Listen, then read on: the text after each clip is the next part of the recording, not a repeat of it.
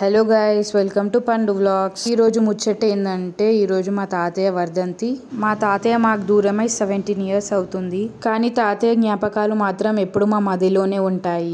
వర్ణమైన నాన్న మదిలో నిలిచే విజయకిరణ్, నాగసాని శైలజ రవీంద్రుడు బాటనందు ముందు దారి చూపే దివే, కన్నీరు పర్యంతమైన నా కన్నుల వెలుగు రవలుల నాన్న.